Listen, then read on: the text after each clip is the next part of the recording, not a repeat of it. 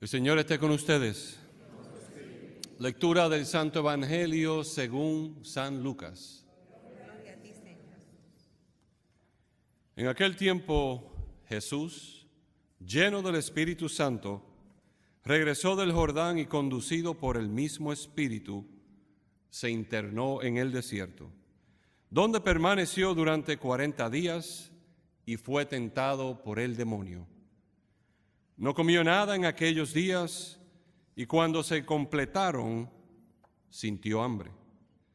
Entonces el diablo le dijo: si eres el Hijo de Dios, dile a esta piedra que se convierta en pan. Jesús le contestó: está escrito, no solo de pan vive el hombre. Después lo llevó el diablo a un monte elevado y en un instante le hizo ver todos los reinos de la tierra y le dijo: a mí me ha sido entregado todo el poder y la gloria de estos reinos, y yo los doy a quien quiero. Todo esto será tuyo, si te arrodillas y me adoras. Jesús le respondió: está escrito, adorarás al Señor tu Dios y a Él solo servirás. Entonces lo llevó a Jerusalén, lo puso en la parte más alta del templo y le dijo: si eres el Hijo de Dios, arrójate desde aquí, porque está escrito, los ángeles del Señor tienen órdenes de cuidarte y de sostenerte en sus manos, para que tus pies no tropiecen con las piedras. Pero Jesús le respondió: también está escrito, no tentarás al Señor tu Dios. Concluidas las tentaciones, el diablo se retiró de él hasta que llegara la hora. Palabra del Señor. Wow. Qué interesante. Hermanos, doy gracias al Señor porque en esta mañana estuve compartiendo un retiro de hombres en Campo San Pedro, y dentro de la Cuaresma, qué propicio que estos hombres están apartándose, entrando en un desierto para ser confrontados con sus propias situaciones, su propia persona, para salir victoriosos.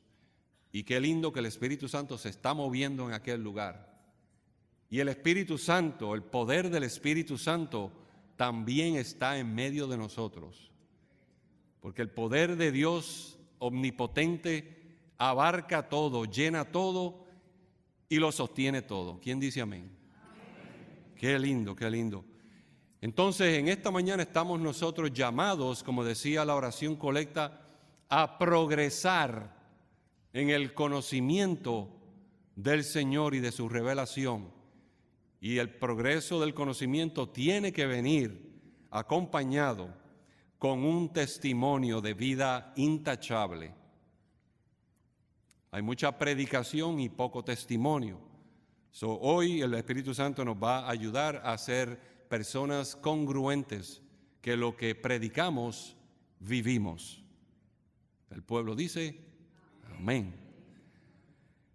En este primer domingo de Cuaresma, hermanos, ya el avión tomó vuelo y entramos en esta etapa donde la Iglesia Madre nos llama a nosotros a ir al desierto, a un combate espiritual, a una guerra espiritual. Esto fue un asalto espiritual durante 40 días, lo que vemos en el Evangelio, un contraste tremendo. Horas antes estaba Jesús en el Jordán siendo bautizado por su primo y vimos cómo el Espíritu Santo se posa sobre él, el cielo se abrió, se quebró y escuchamos la voz del Padre diciendo: este es mi Hijo amado en quien tengo mi complacencia. Y de esa escena tan hermosa donde el Padre, el Hijo y el Espíritu Santo están activos en ese evento, en una ocasión, vemos a Jesús ahora entrando de la dulzura del bautismo, de recibir la unción, ahora a este combate en donde Cristo está al frente, de frente a los batallones del escuadrón del ejército de Satanás, los batallones más intensos y más capacitados para sacar al Hijo de Dios, a la segunda persona de la Trinidad, del camino y de su misión. Porque es precisamente el trabajo del enemigo sacarte a ti y a mí del camino. Todo lo que él orquestra, todo lo que maquina, todas sus insinuaciones, todo su plan maquiavélico está centrado en que tú y yo nos salgamos del camino, que es una persona y se llama Cristo Jesús. Hay que estar alerta y pendiente y saber esta realidad. Entonces Jesús nos quiere dar un modelo de cómo vencer las tentaciones del enemigo, llevándonos con nosotros el armamento necesario para este viaje. No hay que tenerle miedo al hecho de que vamos al desierto, pero sí nos queremos equipar con estas tres armas: el ayuno, la oración y la limosna.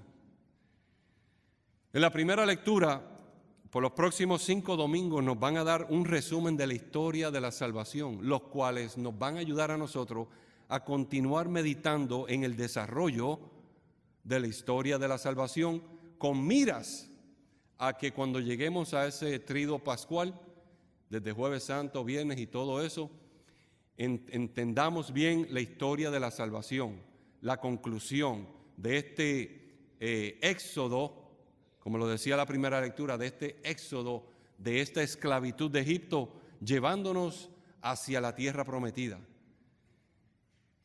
Y el autor está diciéndonos a nosotros que confiemos en las promesas de Dios, porque nos van a llevar a la tierra prometida. El salmo que acabamos de proclamar también está bien ligado al tema del combate espiritual. Este salmo era usado como exorcismo y protección contra los espíritus malignos. En la segunda estrofa vemos que menciona las áspides, las víboras, los dragones y los leones. Estos eran símbolos de los dioses paganos a quien ellos les rendían culto. Y qué curioso que este salmo sigue siendo parte del rito del exorcismo de nuestra iglesia. La segunda lectura también, por los próximos 5 domingos, vamos a estar escuchando las cartas paulinas y nos darán un resumen del mensaje del Evangelio, que cuál es: creer en el Señor Jesús, en su resurrección, confesarlo con tus labios públicamente y luego entonces serás salvo. Pero obviamente no podemos reducir estas profesiones de fe que hicieron los judíos en el desierto y que está utilizando Pablo ahora a una mera profesión de fe. Hay una doctrina por ahí muy errada, una herejía que dice: salvo, siempre salvo. Ya yo recibí la gracia de Dios, ahora puedo hacer lo que me dé la gana, entrar en un libertinaje y hacer lo que me dé la gana, porque ya Cristo me salvó. No, hermano, eso no trabaja así. La sangre de Cristo nos limpia de todo pecado. No hay condenación para los que están en Cristo Jesús. Pero tú y yo estamos llamados a cuidar nuestra salvación con temor y temblor. Porque Dios es amor, pero Dios es justicia. Y en la carta de Hebreos dice que terrible cosa es caer en manos del Dios vivo. Hay que estar muy alerta a que no es solamente hacer una profesión de fe. Hay que cooperar con el Espíritu Santo, con lo que quiera hacer en nuestra vida. En el Evangelio vemos una vez más a Satanás tratando de sacar del camino a Jesús, como les mencioné. La primera tentación viene siendo la más básica. Comienza en el plano llano del desierto, en la parte llana. Y me baso en unas observaciones que hizo el obispo Barron sobre estas 3 tentaciones. Él básicamente le está diciendo a Jesús que haga el placer sensual, el apetito, lo más importante de su vida. El comer, el beber, el sexo, básicamente dale a tu cuerpo la satisfacción que se merece. Es lo que viene Satanás a inculcarle a Jesús y lo que viene a inculcarnos a nosotros también. Pero Jesús les cita, porque es que Jesús es ¿qué? La palabra de Dios, ¿verdad que sí? Jesús no tiene la Biblia con él en el desierto. Jesús es la palabra de Dios. Y nos está dando aquí la clave para poder contrarrestar las acechanzas del enemigo y tener la victoria. ¿Y cómo lo va a hacer? Con la palabra de Dios. Esto está en Deuteronomio capítulo 8, verso 3. Y Jesús le dice que no solo de pan vive el hombre. De manera que no podemos reducir nuestra vida a meras tentaciones. Si eso es lo único que tú piensas, en qué vamos a almorzar, en qué vamos a beber, y en tus relaciones placenteras, eróticas y demás, ya caíste ante la primera tentación. Nosotros como católicos no somos puritanos. A nosotros nos gustan los placeres de la vida. ¿A quién no le gusta tomarse un buen vino? O comerse un buen shrimp scampi.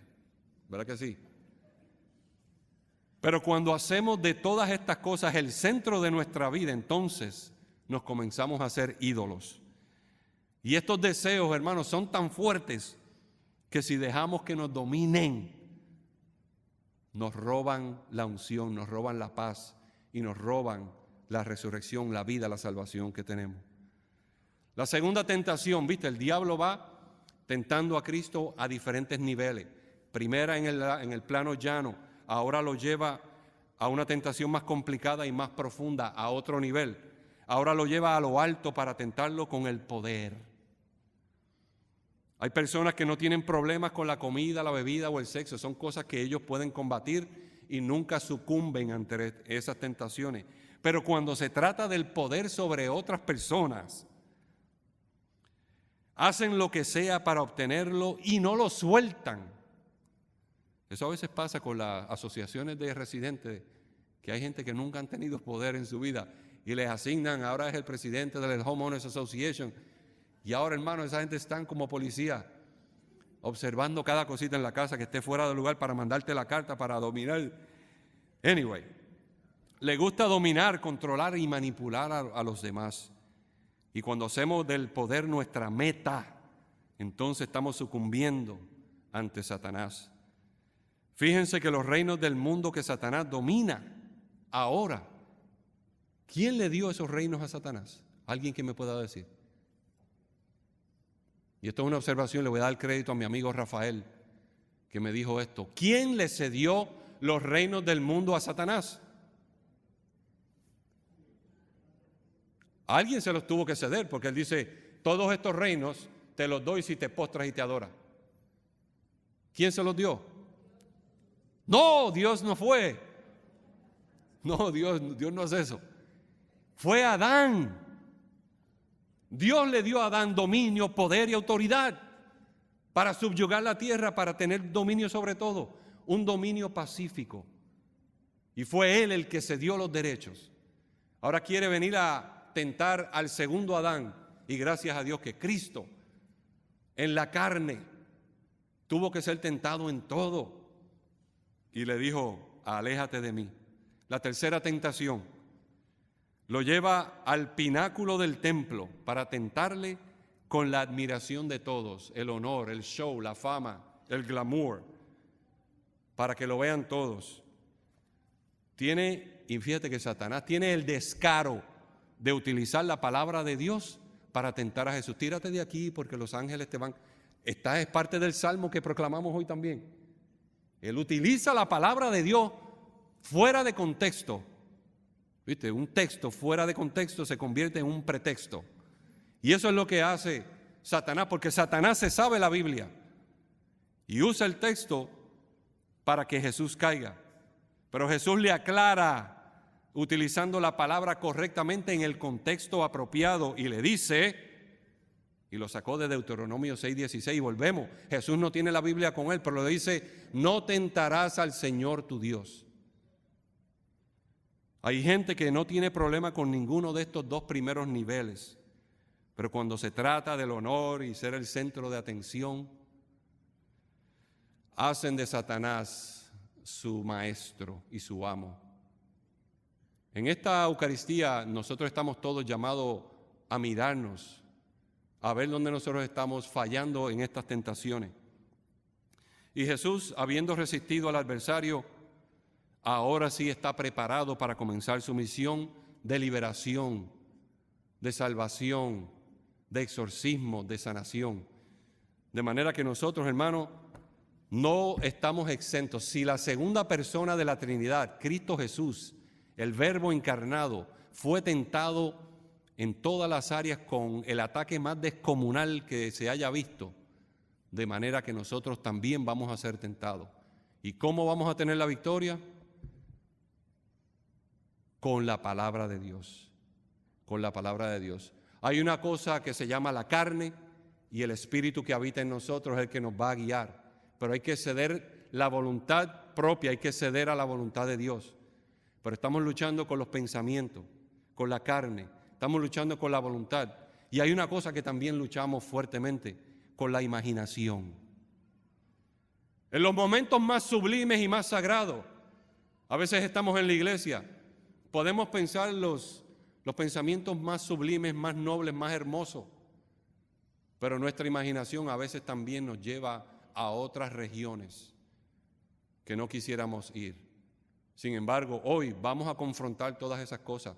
Vamos a ir al desierto y permitir que el Espíritu Santo, que ya nos llenó en nuestro bautismo, pueda ir guiándonos y hablándonos para nosotros conducirnos como verdaderos hijos de Dios, impregnados de la gracia y de la gloria de Dios, para que podamos hacer una profesión de fe íntegra y honesta, para que digan no solamente, mira, eso es un católico, sino que digan, eso es un cristiano practicante que se congrega en la Iglesia Católica.